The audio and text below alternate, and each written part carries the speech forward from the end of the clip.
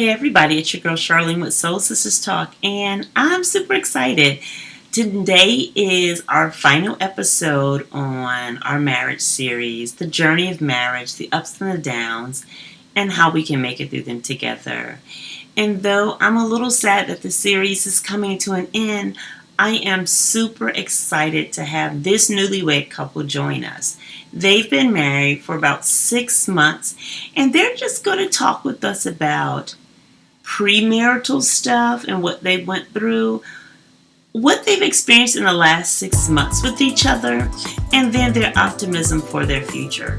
So I hope you enjoyed this episode and get ready for our game night. It's coming soon. It's your girl Charlene with Soul Sisters Talk, and welcome to our fourth part of the journey of marriage, the ups and the downs, and we can make it through them together. One of our commitments on this podcast is to feature ordinary women and men who are doing extraordinary things in their lives, and today will not be any different. On this series, Marriage, it is designed to have a dialogue about relationships and the challenges that every couple experiences in relationships. We know that marriage is honorable in the sight of God, and we also know that mixing and meshing two personalities, two willpowers, and two hearts together can certainly bring some challenges. So today we want to explore how these couples have made it through this far. And I want to thank my guests in advance for being transparent and honest and vulnerable today as we talk about real stuff in their lives. We're going to talk about things that are intimate and that are sacred to marriage, but hopefully your opening up will help someone else on this journey called marriage. So I'd like to welcome my guest today, Mr. Sutton. What's up, guys? Hey, everybody. This is Marquise and Tiane Sutton. They are 24 years old. Y'all better go with y'all bad selves. I was married at 19, so I was young too. They currently live in Durham, North Carolina, and they have some babies, but unconventional. They got 2 pit bulls, a python, and a turtle. Tiane is currently writing a book about her transformation from atheist to a Christian and how God has always been in her presence, even when she did not think that he was. And then Marquise, he is currently writing a screenplay. It is in the preliminary process, but he's working on it. I can't wait to see see it and find out the title. So what is it going to be about? Well, the screenplay is basically raising awareness to school bullying and school shooting. So I'm basically writing a play surrounding that just to give awareness and to that.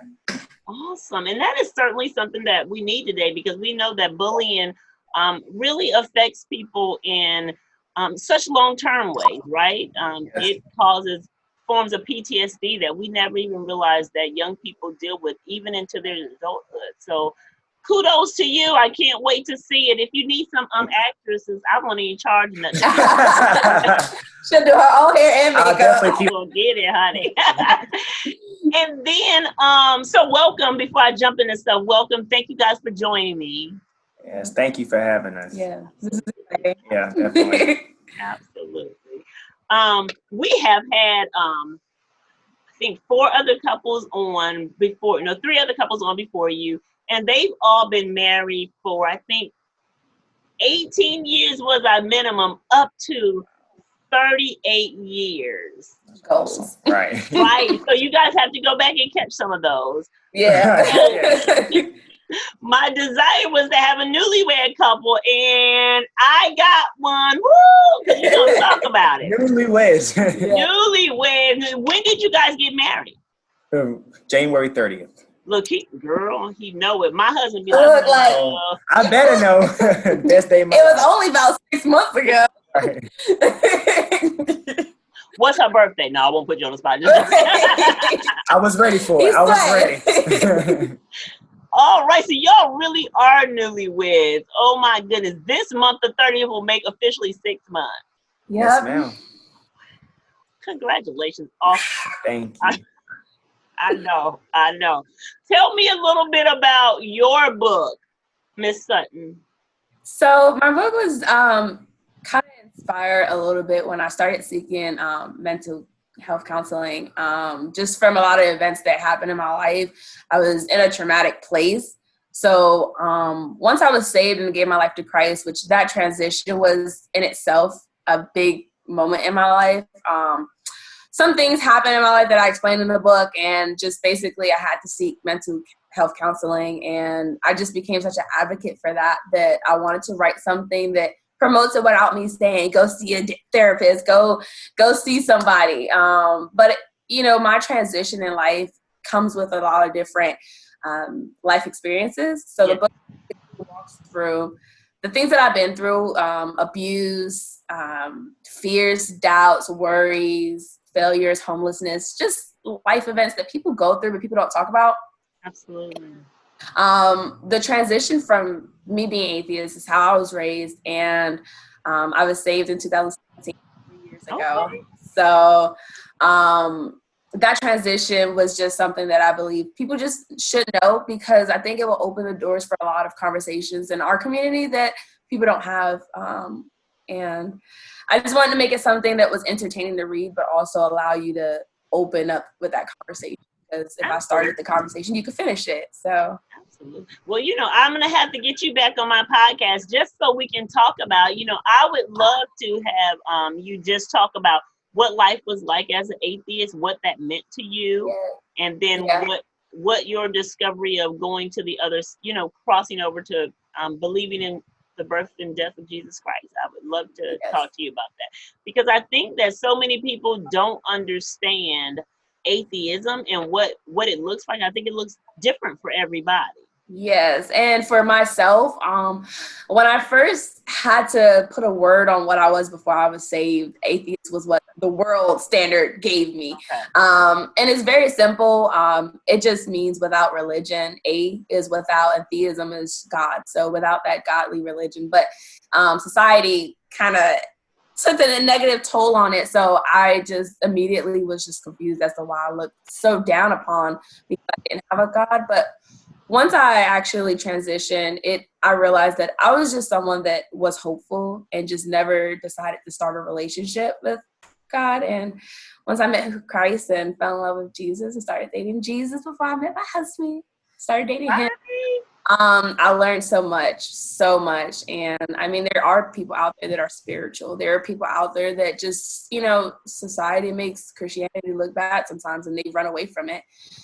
There's people that want something and they need God in their life, but they don't know how to make that connection. So I was blessed that I got that connection.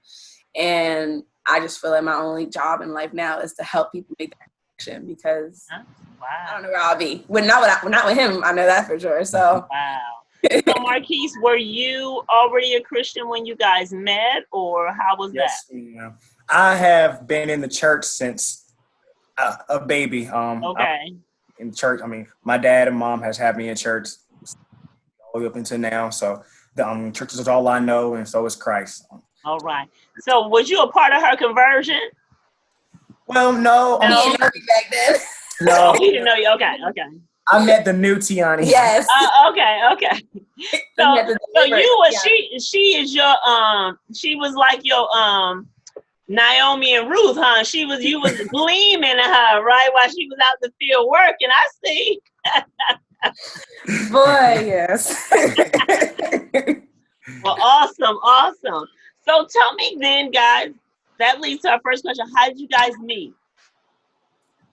So we met on a social media dating app called Bumble. It's a social media app that you can meet friends. Like I met girlfriends like that. You can dating version or business version.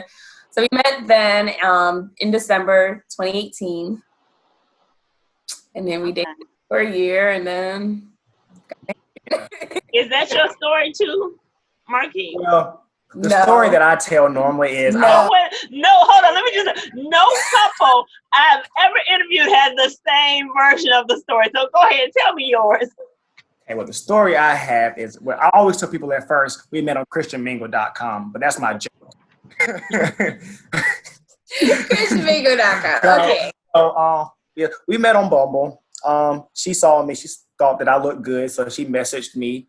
And, I was like, she's pretty lady. Pop your collar.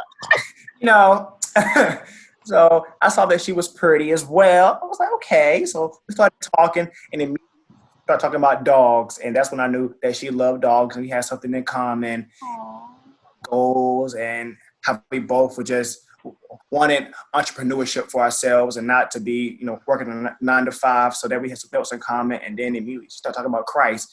And that's when I knew, okay, this is different, because you don't get that from my generation where somebody immediately talks about Christ first and then asks, are you in church, or what do you think about this as far as Christ? So that's when I knew, okay, she's different. I would definitely like to get to know her better. And then she came over, brought me some pizza that I paid for. This man had me driving a snowstorm for some pizza. Mm-hmm. My goodness, what? You mentioned that. What? Tell me, I gotta hear that story. What is that? Tell me, what was that? So we've been trying to meet up. So we met online, so we didn't meet in person yet. So we met online. We were talking for like a week, and it was just like, we just want to meet up. So we scheduled something. He blew me up. Scheduled something again. He no-showed me. So I was like, forget it. I'm just going to come see him. So I took my mom's car, and I drove to his house. It was only like 30 minutes. He lives in Nightdale. I live in Raleigh. I lived in Raleigh, and it was a snowstorm. You wanted to see him bad, didn't you? She was like, no more Bumble pictures. She said, I am coming over. I don't care about this snow. I'm going to risk it all for this pizza and for this boy. Oh, you got something to hold on to there, sir. You know what I'm saying? Yeah. And she came over. I mean, we just connected immediately. I mean, she met my family on the first day of us just meeting in person. I mean, she met my dad, my mom, my sister, and I mean, she stayed over till about 1 a.m. for us just playing games, just talking. Yeah. Just playing games, showing her how to DJ. We just had a great first time hanging out together. So. And the first day that we hung out, that day that he's talking about was really the day that was so pivotal for me, because, I mean, for me, because I knew where I stood in Christ, I had standards for the type of man that I wanted to be with, whether it took me to marriage or whether, it was just a dating. And one of the things was his relationship with God. But I had such a damaged relationship with my father that I needed to see a man that loved and respected and honored his dad, because I never knew what it looked like. So that day I went over, one of the biggest things for me was that day is the first time I heard a guy call their own dad like daddy, right? And like a grown man, an adult, not a kid. So when he did that, it like warmed my heart, and I never experienced my entire life, believe it or not. Never seen a man do that. So we had so much fun, and it was just so mean. Like, it was just, I felt at home. Like, I just felt like I was supposed to be there. That's why I didn't look at the time, and it was about 1 a.m. when I left.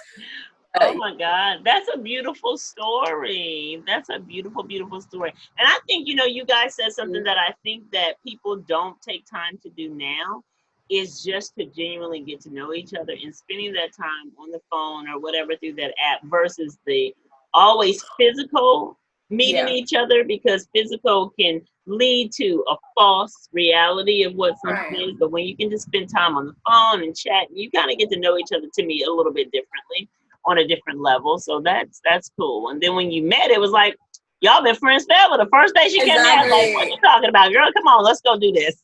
It wasn't weird at all. I mean, I didn't feel shy. I felt like I knew him. I mean, I did, but I never seen him in person. So I felt like, when I first pulled up, I thought his house was the biggest house ever, because I'm from New York City. So I was on the phone with my friend. I was like, oh my gosh, he got a big house. And a mansion, girl. He got a mansion. He got money, even though it's his mama house. Right. I mean, he comes from good stock. Right. Yeah, there you go. So that's cool. That's cool. Let me ask you, Marquise, when you were growing up, was marriage something that you were taught, you thought about as a male? Like, I can't wait to get married? Or was that like, if it happened, it happened? How did that? I definitely knew I wanted to be married early. After seeing my parents, because they've been married for 25 years in May. So just seeing their relationship, and because since I've been in church, I have upkeep from her. So I've been around a lot of married couples and just genuine good marriages for like 65 years of a marriage. So just seeing how happy people are. So I always knew one day I was ready to settle down and have me a wife and, have a family. So, I mean, that's always what I've wanted since a little boy, was to have somebody that loved me and that I can love unconditionally as well. That's so beautiful. What about you? Yeah, He's so cute. I know. The exact opposite. We have the exact opposite childhood. Yeah. My parents were together for a few months, and then my mom got pregnant with my oldest brother, and then from there they just kind of stood around each other and ended up with 2 more kids. Never really dated. I think I saw my dad like kiss my mom maybe a handful of times in my whole life. So I definitely was going through the motions as a girl. Mm-hmm. About marriage, and yes, I was like, I'm a princess, I should be married, but in reality I would have been fine without it, because I never knew what it looked like. I never thought it was necessary. My mom was a single mom, so my dad was around, but he, she was still a single mom. She raised us, and she took care of us, and he was around. And I was obviously not in church. So just some perspective, my grandma on my dad's side had 15 kids, and only about 4 of them are married. And my aunts and uncles on my other side, none of them are married. None of my cousins that I know of are married. And I'm the only one in my family that I can think of outside of my older aunts and uncles, maybe 4 of them that are married. Compared to him, everyone he knows is married. So it was a very, it took a lot for me, but I mean, it was like walking into like a Disney Channel movie. Like, it was like, what, this house, like his family, like they're married and they have a good foundation and they have a beautiful like family foundation. So no, we were raised exact opposites, but yeah, it worked out. And so, and that, that can serve to be different for couples, right? I mean, seeing you having one person who has a history of seeing someone go through ups and downs, right? And like for Marquise, he's seen his mom and dad, the arguments, the battles, the love, that's just what you see when you see a marriage. Then you have someone who didn't experience that, right? And it's kind of been like, listen, Joker, my way, you can hit the door, Right. This is how this is rolling out. How do you guys, have y'all talked about, which I'm sure you guys have, or maybe have, how does that look for you guys now? How do y'all work that out? Because it is 2 different backgrounds and dynamics. Well, we know for the first thing, for any marriage to work, you have to have Christ as the center. So that's what we try to keep, Christ first, because we know without Christ, and if you don't love Christ, then you can't love me. Right. That's what I was taught. And so we try to do that. And I guess with her not having that model or that image of what a marriage looked like, she looks towards my parents or people from my church as something to be like, because the side of her family or the side that she's raised up on, there is no role models like that or I think that she's seen as far as marriage. And so we try to, I guess, combine that because also you want to have the side of not knowing anything as well, because it helps you to be independent when you need to. So it's a good mix, I would say. But I would say, as far as looking for examples, as far as marriage, we actually do look to my parents and people from our church and her church as well, because she does know people now that she has met over the last couple of years that are married and have good marriages, and that can be a good example for her as well, besides just coming to my family for everything. So guys, I'm sorry, I'm gonna have to put the video on hold for 1 second. And so I think that was so powerful what you said, that you guys have, she has the perspective of both. How does it look for you? What have you thought about, Tiane, in this experience for you? Well, I learned what a marriage looked like once I started going to church. And then I was really wrapped around, like when people learned that my parents weren't married, I had nobody really married to look up to. My church kind of surrounded me. They made sure that I found out who I was in Christ first, what God thought about me, what I am, and who would be the best man for me based off of my needs, my desires, the things that God has shown me that he wants me to, be like. And they just did a really good job and just kind of like wrapping me in this mindset of you're going to love Jesus and then you're going to find a guy. And if he makes you think about the same love that you have for Jesus, then boom. So, it's unconventional. No, that's good advice. That's good advice. I definitely, I had to be with somebody. And honestly, even in a dating stage, I don't think I would have started dating him. Some people go into a date and like in a relationship, whether it leads to marriage or not, just to see if they could fix it. But that's the whole reason why you start to meet people. And when you start to date, that's when you're ready to work towards marriage. So even before we ever dated, I had to clear that through. And yeah, we kind of saw marriage really fast. Okay. I was gonna say I wish my husband was here because we two both grew up from a different perspective. He was on your side and I was on your husband's side. I grew up with seeing marriage in my family. Although my mom and dad did go through a divorce, they ended up remarrying each other again. So that's really cute. So they went through a divorce, I think for maybe a couple of years, and then they were back remarried again. So they were married, gosh, 30, 40 years until, both of them have passed now. But so everybody in my family from a young age, my oldest sister got married when she was 16. Yeah. And my mom was married when she was probably close to the same. My oldest sister I think she'll be like 65 or 66. So back then that wasn't abnormal, right? That was kind of normal. Yeah, that's true. And so she got married. My mom had to sign papers for her to get married at such a young age. But so I grew up like knowing I'm going to get married to somebody and be someone's wife. So my whole perspective growing up was being a wife. My husband totally did it. He did not see, he saw marriage. His family, they were married, but the men were not accountable men. Let me say that. They kind of had their wife and had some concubines on the side. Right. So right. With that, and so he said, marriage wasn't on his radar, because he was thinking, well, why I need a wife if I could just, I just stay single, keep all the women I want. And it wasn't until he got saved, he said, that his perspective changed about marriage and that it was honorable. And he said his experience was like yours. He got an opportunity to understand what marriage was and genuine love looked like in the church through the body of Christ, watching those couples go through relationships. So that's cool. Let me ask, I know you guys are new at this, but what challenges have you guys experienced as a newlywed couple already, right? And like that you could say that would help another young couple watching.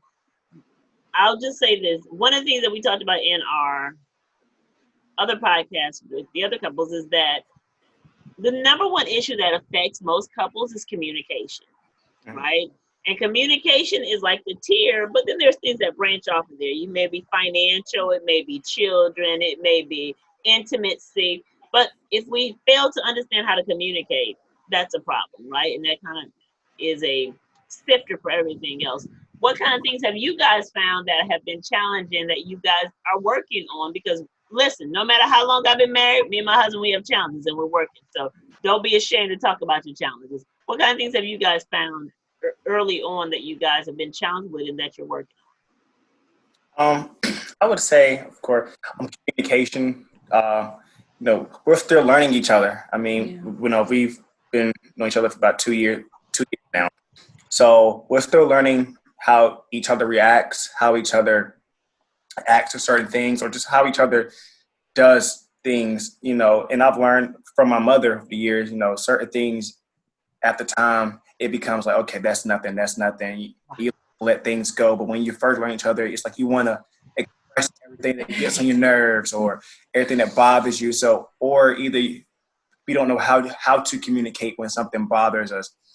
But then we come together and finally sit down, have that talk and be like, okay, well, this is what it is. This is what it is. How do we come together so we're both happy, because the main goal isn't for us to be at each other's neck. Our main goal is to come to that resolution. And Yeah.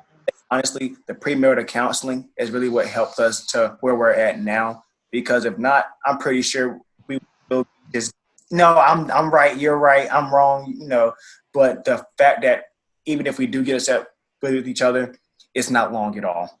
It's not. Like, it's not. We have a really good power of coming back to each other and apologizing if we feel like we're wrong. Even if we don't feel like we're wrong, sometimes we're both, put our pride to the side and apologize just to make sure that we're both happy and not send each other mad, because who wants to be mad at your best friend, for all day and just go to bed mad? Like, we try our best never to go to bed upset.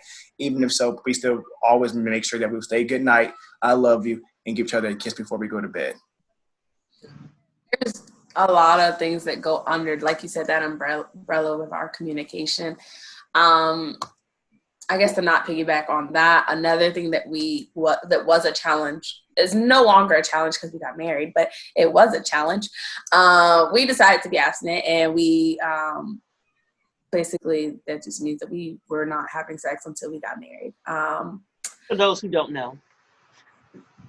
Yeah, Should be a word that everybody knows, but for those who don't so know. I explained it because a lot of people don't talk about it, and when I say it the first time, you just let it go in one of your. My husband and I were too when we. That was our. So and that was my only like deal breaker for a relationship, and that was a challenge because it wasn't just sex, it was like, we can't make up, so we have to talk and we have to get through our argument.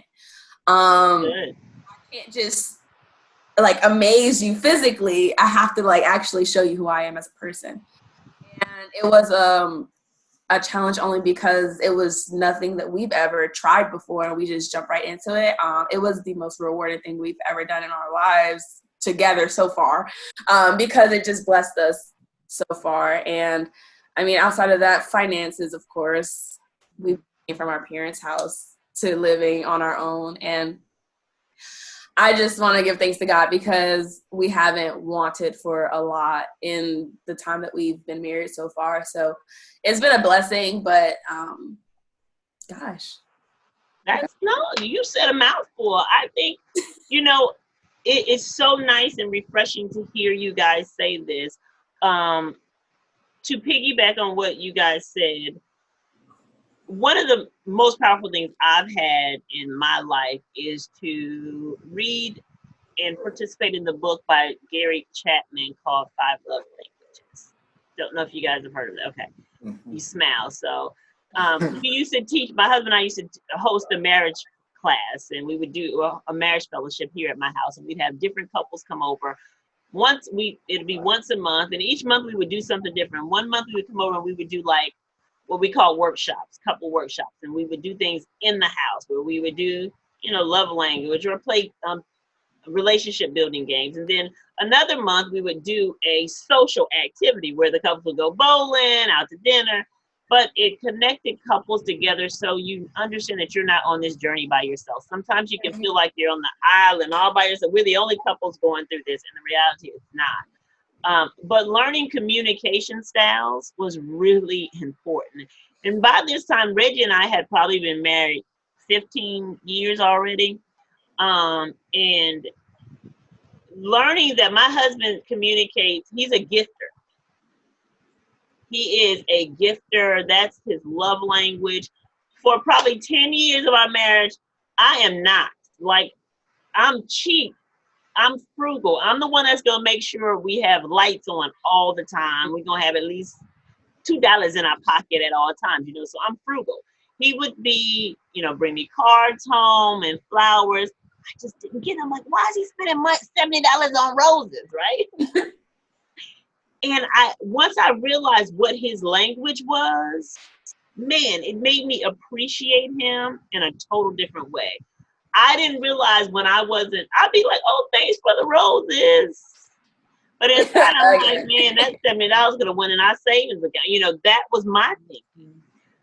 But once I understood how he communicates, man, it made me totally see him different. Now, we've been married for so long, I don't get no roses no more. I asked him, I said, where are my roses at? Just for no reason. He said, babe, you used to didn't even like them. I was like, well, I'm old now. I want them again.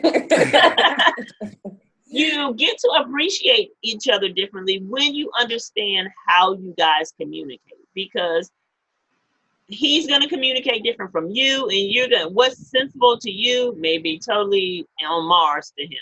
And so that's really good that you guys are already learning that, and just taking stock and hearing. Also share with my husband, for me, I don't believe that in a marriage I can be happy all the time, because that's just not what I think. I believe that I can be at peace and I can be content and I can find joy all the time. That's what God tells me I can find. I don't know that I can found happiness anywhere in there. But I told my husband one day, I would much rather be at peace with you than to be right. Yeah. That, I don't have to always make you believe my point. Mm-mm. I just need for us to be at peace about it and move forward. And I think some couples get really dogmatic and no, you're going to see this my way. And that may not be it, because our perspectives are going to be different. So you guys are smiling. What are you thinking about when I say this? I think about our last couple arguments, girl. No. It's real. Honestly, we are two different people, and we're both very strong-minded people. So I think one of the biggest things is, although we are learning how to, like he said, kind of, like you just said, I don't have to be right. And that's hard, boy. That we know our boundaries with respect. And I don't know if a lot of people walk into relationships with that, but we both came from relationships that were yelling, cursing, abuse and stuff like that. So well, I don't do that. Verbally or emotional abuse. Right. I get what you're saying. But, so we came into the relationship, and I remember the first time this big mouth started going off, and he kind of just told me, like, we're not doing that. If you're going to talk to me like that, then we don't have to be together. There's no reason for me to be in a relationship with a woman that can talk to me how she wants to, like that. So, being checked like that was beneficial for us, because he got a mouth too. And I flipped it on him. Yeah, we all do. But, so I think even though we know where our arguments can go, and we know that we can be humble ourselves and, remove our pride and come back and say, I apologize for this. We don't pass that respect level. And I think that's another big thing, because the argument can go from 0 to 100 if you say the wrong word. Yeah.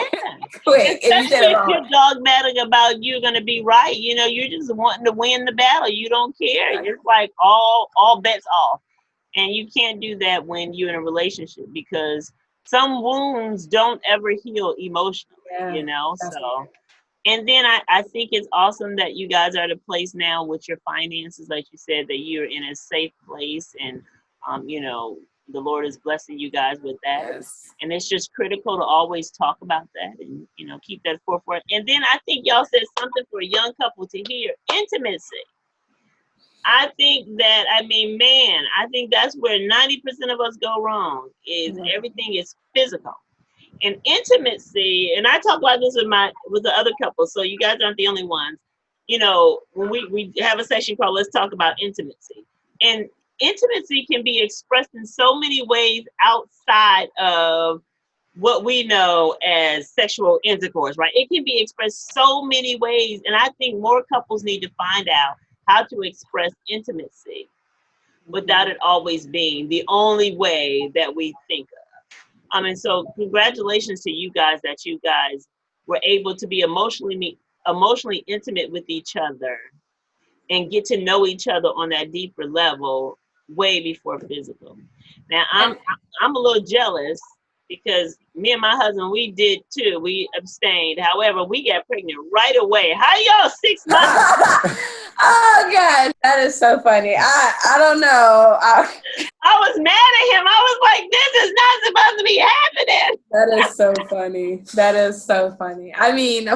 It's risky now, but not right. But Glory really does go to God, because that what we did was, it wasn't just for us, it was to glorify God, and it was to show that we are obedient. And it, for me, everything that I do, I just try to do it in obedience, because I've lived so long against him.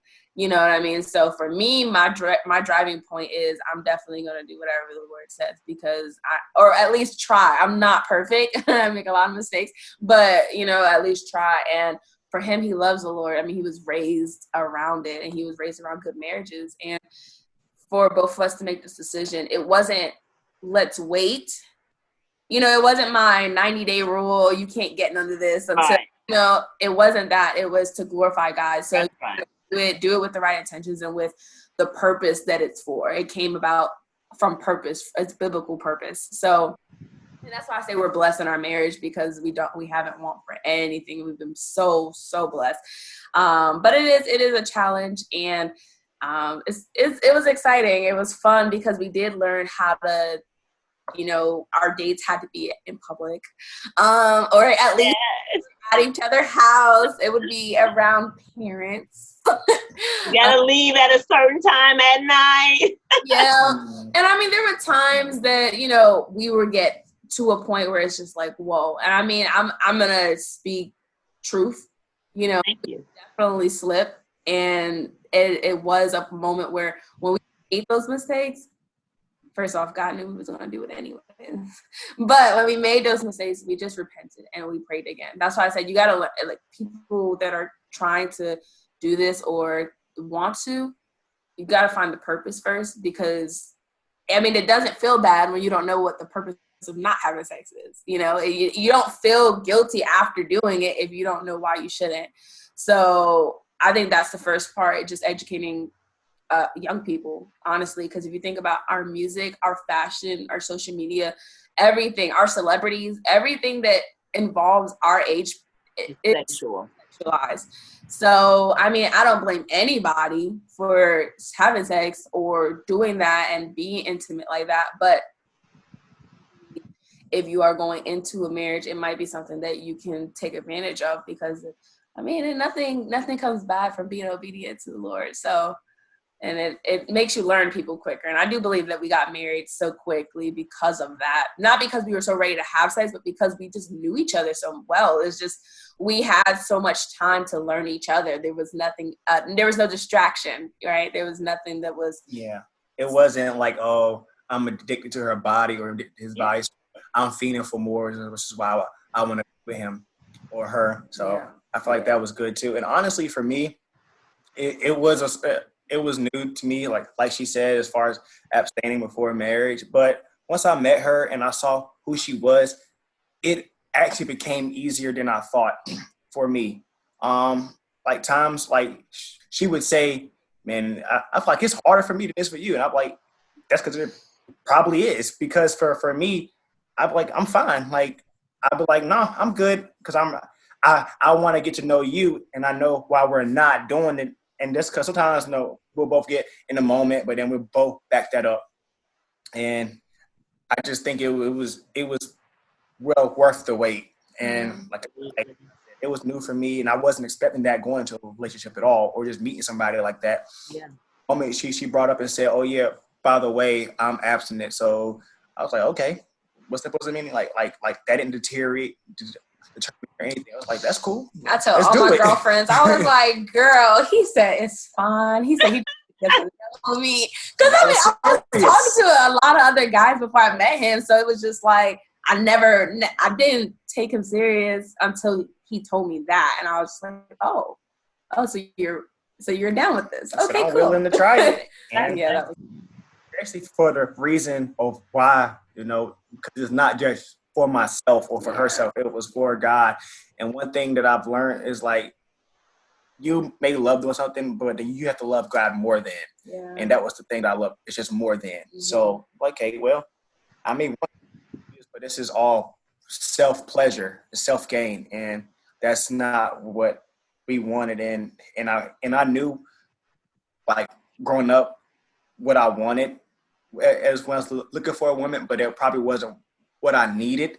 And met her, I knew immediately, okay, this is the woman that I need in my life, and not just, a fantasy. This is actually real, and this is somebody who was for me and standing for Christ. And my dad told me when I was little, he's always prayed for God to send me a godly woman, and for me to see how true she was to Christ and how she was living her life, I could tell it wasn't just a show, like she was being serious. God, yeah. And that honestly encouraged me to be more for Christ, more than I already was. Encouraged me to do more, so that way I can help her in her journey, and she can help me as well, so that way we can both grow in Christ together. So that was cool for me. That's good. And I want to just thank you guys for being so honest about that, because I think a lot of times not wanting to let people know that we deal with, even in your trying to serve Christ, we're challenged, right? Right. If we look at all the disciples, even Peter, who cut a whole ear off, he was just like, Lord, just take his ear off. He just, we've all, and God said, no, that's how we're gonna handle it. And he put the man's ear back on.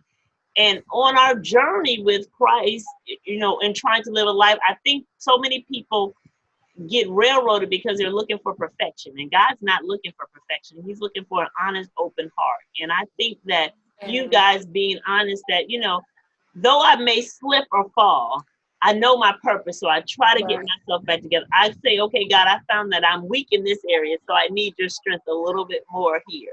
And I think that's commendable, and kudos to you guys. And I think more young people need to hear it is something you can do. Yes, it is. Me and my husband, like I said, we did that as well. We said we wanted to genuinely get to know each other, X the intimacy, and it was a challenge. We went through that, and we met each other probably and started dating in January. We were married in June, and yeah, so y'all think y'all did it quick. We've been together. Right. Yeah, I for a sound like long my time. parents. Cause that's how my parents were. They met in December and got married in May. Yeah. I don't think that it takes long when you can filter out the stuff, the junk. Right. If you can get rid of all the other stuff, you can figure out what you want to do. And then how we've sustained, it's not because it's been easy or we've both been perfect, because we were intentional that this is greater than us. And when we get to that place where sometimes it's like I'm throwing in the towel, you remind yourself that it's really not just about you. This is about Christ, and it's something greater and bigger. So kudos to you guys for that. So now I'm gonna ask, I know y'all are still newlywed dating, but do you guys set relationship goals for yourself? Do you guys say these are goals that we have that we want to build on in our relationship? How do you guys come about what your future looks like? Well, I know, for starters, our goals, we want more than what we have now. We believe that, we're deserving of more, but we got to work for it, of course. And, our goals is, of course, to go stronger in Christ. That's one of the main ones. But we have monetary goals and physical goals. And, we're trying to get a house within the next year or two.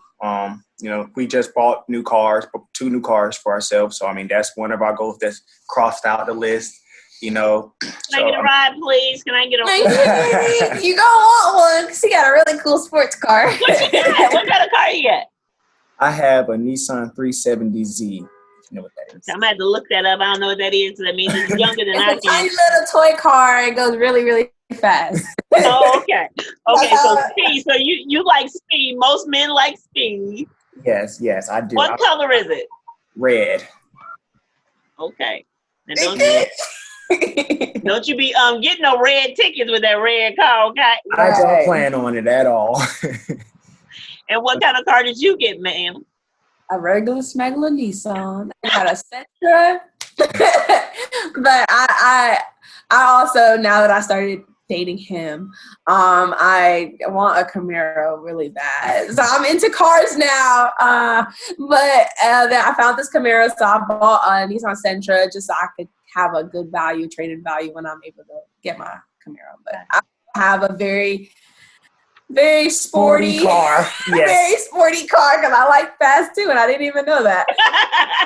See, you brought out some characteristics that you didn't even know was happening there, right? Right. So what about you? I mean, I know that you guys have collective goals, do you have individual goals? Like, I got now, you want a Camaro, you want your sports car. How do y'all set goals for yourselves? Just sit down and talk about them? Yeah, so we're taking time right now. So we're gonna tackle each other goals one step at a time. So right now I'm writing a book. So all of our resources, time, energy, money is going into that and making sure that that's profitable for us. And then once that is something that we've controlled and it's out there, we got a good hold on it, then we're gonna work on his screenplay, which is why it's preliminary right now. So and then once we are able to, so we know our goals, like we know our goals for years. Yes. We really do. And it's like I feel like I bring it up because I'm just a broken record and I like to hear goals over and over again. But it's like every time I bring it up, he's like, we're gonna do this when your book is done. Gonna do this when I finish writing the screenplay, so we have our goals and we just piggyback because we know that myself as an individual, I have a specific purpose and himself as an individual have a specific purpose. And because we're together, we have to respect those purposes. So it's pretty much tick for tack, more so like I go ahead, hit my goal, he go ahead, hit his goal, but we work together to support each other. To make sure that we hit our own goals. Have a couple of entrepreneurship goals for the future. So, we at least 5 different businesses. Literally. I mean, yeah, they said 7 strands of income is what you need to be a millionaire. So go and get them. Y'all still wait for being a millionaire.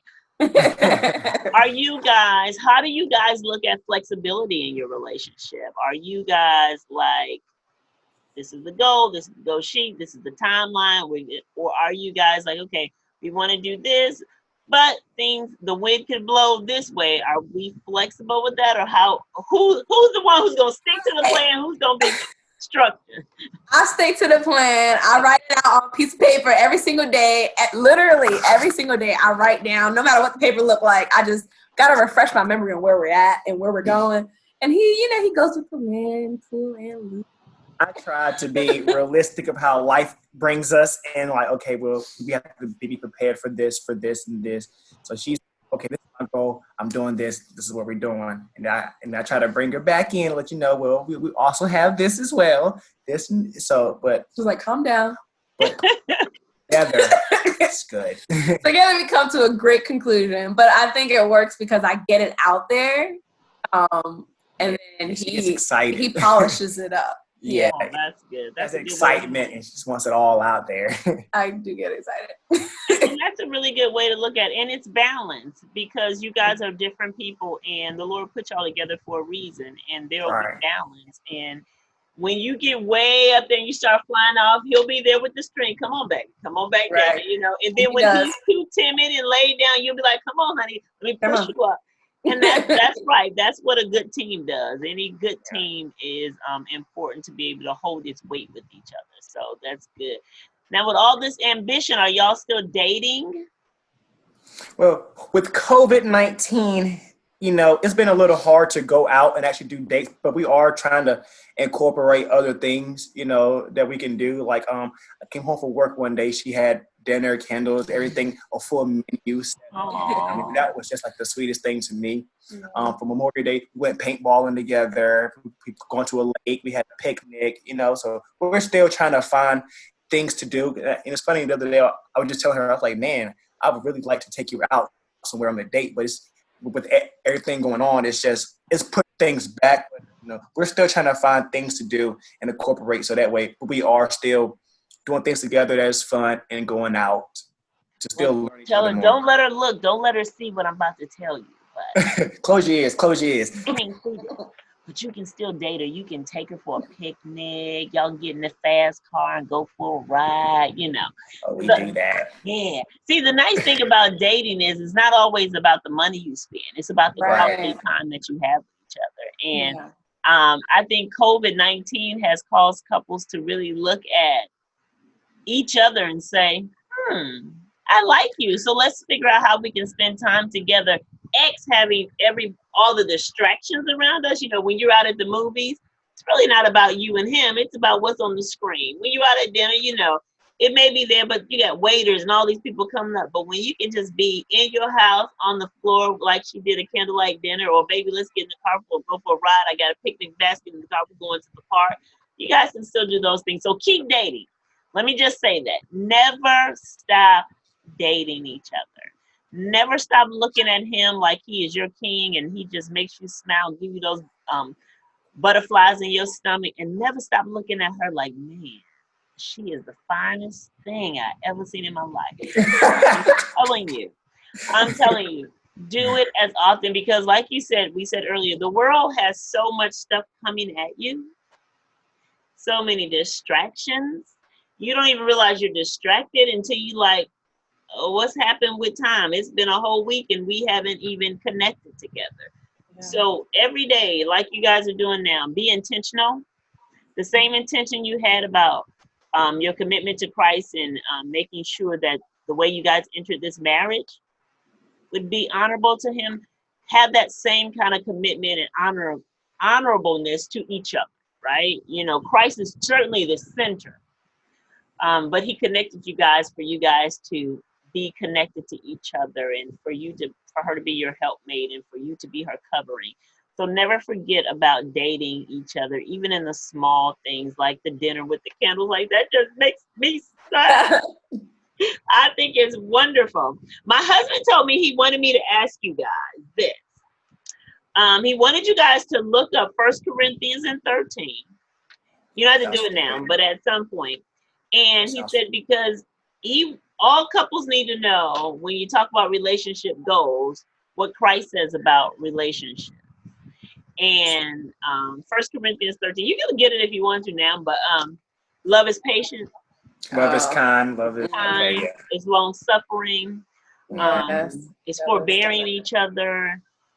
Those things are critical in a relationship. Even if you wasn't saved, love still needs to be patient and it needs to be kind and it needs to be long suffering. But the fact that you are, and those are words that are written, don't forget that. So read that at your convenience.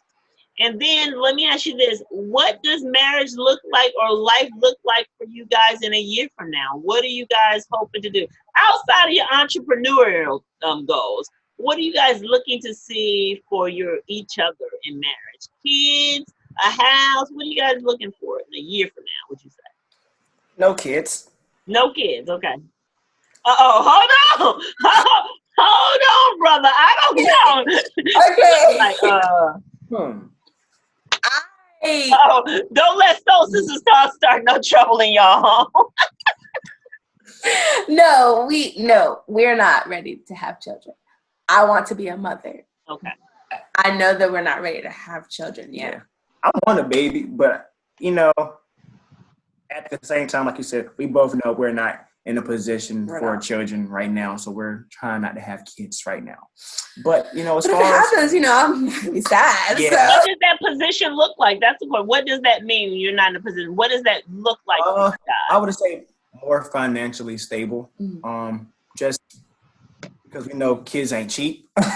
so we want to make sure that, you know, just our credit is higher for one. We want to make sure that we have enough in our savings just for her to go out of work for months and me to be able to take care of all the bills and make sure that she's good and everything's fine with that. So we want to make sure that, you know, we're more financially stable than we are now. And just, I would say a house as well. Because I mean, we have a 2-bedroom apartment now, which is fine if we did have a child, but with the dogs and it would just be a lot. So we're really trying to get a house. So that's our really next goal is to get a house. And is that the same for you, Tiane?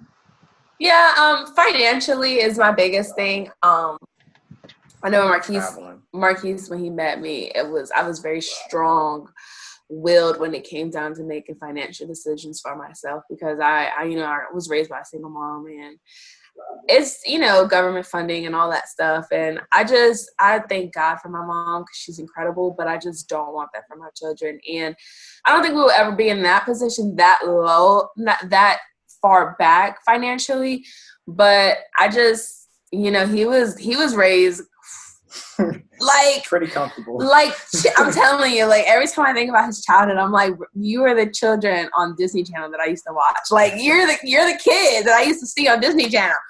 And I want my kids to be like that. Like, I want kids to be like, oh my God, I love your house. Like your mom's car, dude, what? Like, I just want, and it's not for the love of money. It's just, I don't want my kids to be You want some comforts for your comfortable. Yeah, comfortable. And I just, I don't want my kids to go through what I went through. So just to have a good life. So yeah. That's good. Well, it sounds like you guys have together come up with some goals. I will always say this. I'm a mother of, I don't know, I have 5 children that I've raised. I raised my niece, and she's 32. So, but you'll never be financially ready, right? Because unless you set a goal that says $10,000 means we can start having babies. But life presents economic changes. Things are always increasing. One day you got this much, that. So children are definitely an expense. So don't sleep on that, okay? You're right. So have a plan, but just know that it's doable. If that's something that you guys want to do, you guys can do it. It's doable. Because me and my husband said we're gonna be financially stable, and now my last one graduates this year. Woo! And I'm still not financially. I mean, it would be my goal to have $1 million in the bank right now. It ain't happened yet, but I realized that's where the flexibility. That's why I asked you about being flexible, because things can change, and things move and swiftly, and so be intentional, like you guys sound like you're doing, but also be flexible, Mister. That is, if it happens, y'all just gotta figure it out. Right. If it happens, trust me, I'm gonna probably be the happiest. Yes. I have baby fever really bad, but I have to control. We both do. It's okay. Look, don't call me next week, being like 2 weeks from now, talking about it was your show. Who did it? Oh man. We know that God's timing is perfect, and Amen. That He will never give us anything we can't handle. What you can't handle, and then what you can handle, He said to cast His cares upon Him, and He will help you along the way. So He don't design it for you to have it all in your hands controlling. He designed it for you to trust Him. Yeah. To help go through it.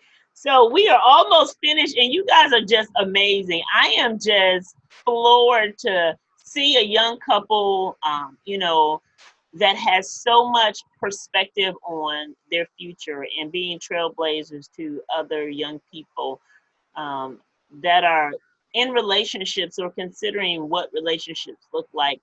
I'm going to share one personal story, and then we're going to give you guys your last thought. I have a daughter who she's 27, I think. Yeah, 27, I think she's. I may have given her a year one way or the other. She always gets on me. But I really appreciate what you said. I'm only going to share it because it's purpose. She said to me that even though she's seen solid marriages around her all her life, when she was younger, she said this, not older, okay? But when she was young, she said, but she looked at celebrities and said, I don't think I'm ever going to get married, because if you can't be faithful, I'm just going to use this couple, to Jay-Z or Beyonce, or, they can't stay together, or this couple, how is it going to work out for me, Mom? I'm just little old me. And, I had to encourage her and tell her, you can't get your marching orders from what you see in Hollywood. And so it's so nice and refreshing to hear you guys say, because social media and Hollywood is a big thing for your age group, and you guys base a lot of who y'all want to be based on what you see. And I'm really glad that your perspectives as young people is solidified and rooted in real life and not the polishing of social media. So kudos to you guys with that. Continue to be trailblazers. Continue to share your story with other people, because there are young people out there who needs to know that they can too make it the same way you guys are making it. And when there's trouble in a relationship, it doesn't mean that you have to hit exit. You can hit Yeah. Yeah. Yeah, you Yeah. don't have to hit exit. You can hit They run away. reset. You can conversate. You can table the issue that's causing problems until we both come down a little bit. But you deal with it. You address it. You keep God first. And so, I mean, you guys are doing it, and I'm so proud of you. Thank you so much. That I'm means so a proud of lot. you. I do want you guys to do what I've asked every couple to do before we end. If there was one thing that you can leave, one thought that you both can leave with someone watching this show, what would that thought be? And while you're thinking about it, because that's a big question, then we're going to have you guys do a little exercise. Okay, so think about your question while I do this little intro. So guys, thank you so much for watching us on Soul Sisters Talk. I ask you to follow us on all of our social media platforms. We're on YouTube, Facebook, Instagram. Send me messages about conversations that you want to hear, and we will make sure that we make that happen on Soul Sisters Talk. Now, before we end, we got this couple, the Suttons, and they're going to leave us with their final thoughts. What is the one thing that if you could tell a couple who was watching information that they need to know about marriage? I would definitely say to stay in the presence of what you want to attract. If you want a good man that, you know, is honest and loves the Lord, then stay in that presence. Follow only women that highlight their husbands. Follow men that speak highly of their wives. Don't go and be around people that are not faithful, or don't listen to music that only talks about having more than one lady in their lives. And, you know, stay in the presence of what you want to attract. And, yeah. Stay in the presence. I like that. What about you, sir? I would say for marriage, keep Christ first. Make sure that you love your wife or your husband unconditionally. There's no conditions to love. Also, be quick to listen instead of talking, because most of us want to get our point across, but sometimes it's okay to listen and to know that your wife or your spouse is not against you and that you're on the same team. So keep that in mind, that you're on the same team and you have the same common goal. So, yeah. I want to change mine. No, I'm just kidding. No, I mean, you told people to know that you told people to be purposeful. Know what your purpose. Know what you're going into this for. That's so important. Some people don't. They don't know what they're going into marriage for. They think they're going into it to have sex, or they, to have somebody to have sex with, or have somebody who can pay their bills, or know what it is that you really want out of marriage, and then that's what your focus is. And man, you guys are just, snap your fingers. So go ahead and turn and look to your mate. Hi. Okay, boo. And I want you to say this. Hey. Oh. You want us to say what now? I'm going to tell you. So look each other in the eyes. Yeah. And say that, honey, I love you. I love you. And thank you for our journey so far. And thank you for our journey so far. And I can't wait to see where it takes us. And I can't wait to see where it takes us. All right, give each other a kiss. I said, give me a kiss. He said, don't leave me over here hanging. I'm telling you now. I'm camera shy, y'all. I'm camera shy. Yeah, well, you did great on the camera. I thank you guys for joining us today. And I know that the information that you guys have shared will bless another couple. Please don't forget, keep doing what you're doing. Keep sharing your story. When you write your screenplay, I need to know about it. I need to get you back on the show. We're going to talk about your transition to Christ and what that looked like for you. And I love you guys so much. Thank you. Thank you. We love you.